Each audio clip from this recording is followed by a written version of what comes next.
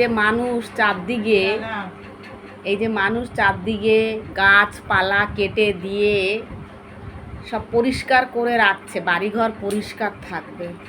আরে একটা গাছ থাকলে জানো, মানে বয়স্ক লোকরা যদি থাকে, একটা গাছ থেকে কত অক্সিজেন পাওয়া যায়।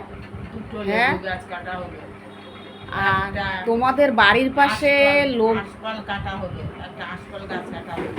ওই একটা আশফল গাছ থাকলে তুমি আশফল বিক্রি করে কত তুমি সত্যি এখন আশফলের দাম দেখেছো কিরকম? 3টে নারকেল গাছ কাটা হলো, দুটো পেয়ারা গাছ কাটা হলো, একটা বেল গাছ কাটা হলো। মানুষে গাছ লাগাতে পারে না, গাছ এখন গাছ লাগাচ্ছে সব, আর মানুষের গাছ কাটার জন্য উঠে পড়ে লেগেছে রে। গাছ যে মানুষের জন্য আর একটা জীবন। হ্যাঁ, আরে আমার কথা হয়েছে তোর বাড়িতে নেই, কিন্তু আশেপাশে যে একটা বাড়িতে তাদের গাছ আছে, আমার যদি পাশের বাড়িতে যদি গাছ থাকে, আমার যদি তারপরে যদি আমার শরীর খারাপ হয়, সেখান থেকেও আমি একটা গাছের একটা একটা পাবো না? হ্যাঁ, গাছ যে কাটা যে এমন এমন গাছ হয়তো বেঁকে গেল, তারপরে কারোর ইয়েতে পড়লো, বট গাছ বলো, মানে ওগুলো ঝড় হলে গোড়া উপড়ে যায় না, সেইগুলো কাটা উচিত। কিন্তু এইসব গাছ মানে বয়স্কদের জন্য থাকা খুবই দরকার। এখন সব গাছ কেটে ফেলে দিয়ে সব চাইছে বাড়িঘর পরিষ্কার ধবধবে। গাছে যে কত যে উপকার হয় সেটা জানে না কেউ। একটি গাছ একটি জীবন, মানে আমি এর মধ্যে কি আছে? আপেল করবে না তো? আজকে করব না। এটা কি আপেল? হ্যাঁ, সেদ্ধ করে রেখেছে আপেল আমার বাড়িতে। ওর জন্য দেখো না, কলা গাছগুলো ভাবি কেটে ফেলে দেবো, আবার দুই এক সময় এক একটা কলা গাছ এত সুন্দর করে গাছগুলো হয়ে যায়, তাগড়া দিয়ে গাছগুলো ওঠে, তখন ওর দিকে তাকিয়ে আর কাটতে ইচ্ছা করে না।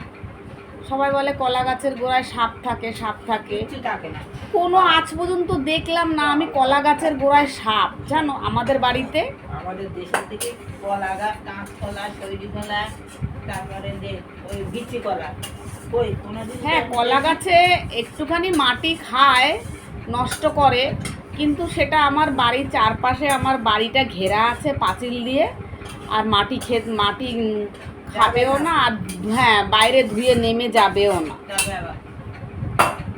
দেখলে তো কলা গাছগুলো একটা কলা গাছে কলা ধরলে ফের আর একটা কলা গাছে কলা ধরে, জানো, পর এসে যায়। কিন্তু ওর জন্য না কলা গাছ কাটতে গিয়েও না আমার খুব মায়া লাগে, জানো। আর আমার একটা গাছ মানে বাড়ির থেকে তুললে আমার মানে রাগ হয়, কেউ যদি গাছ তুলে ফেলে দেয়।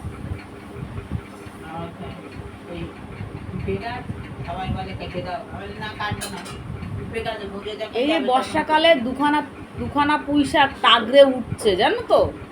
এই পুঁইশাক কে খাবে? বাড়িতে হলে এত পুঁইশাক খাওয়া যায়? প্রথম থেকে ডোগাগুলো, হ্যাঁ, দূর আমার বোনরাই এত কলা হয়ে যায়, এত ফোন করি আসেই না।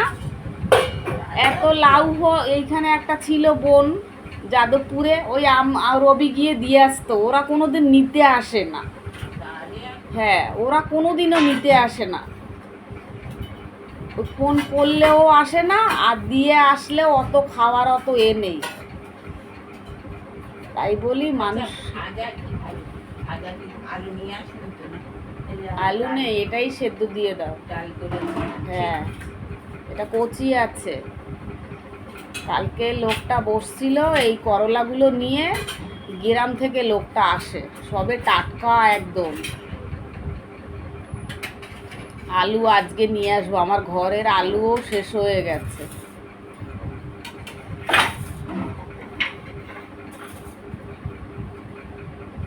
আমার নেই তো। কোন আম?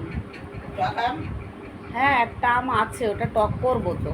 তাহলে মিষ্টি আলু তাহলে সেদিন করে ভাতে দিলে এখানে ওইটাতে ওইটুখানি মিষ্টি আলু তো হবে নাকি? আমি আবার নিয়ে আসবো মিষ্টি আলু।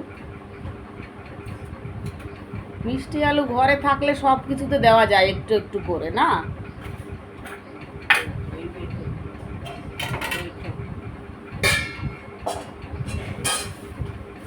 গাছ, ওই যে বললাম, গাছ যদি কোনো বাড়ির উপরে পড়ে, কোনো বাড়ির মানে একটা গাছ বেঁকে গেছে, অনেক ওষুধ আছে, সেই সব গাছ কাটা অনেক উচিত। ওষুধ আছে, 10টা 12টা ওষুধ খেতে গেছে। ওরে বাবা রে বাবা।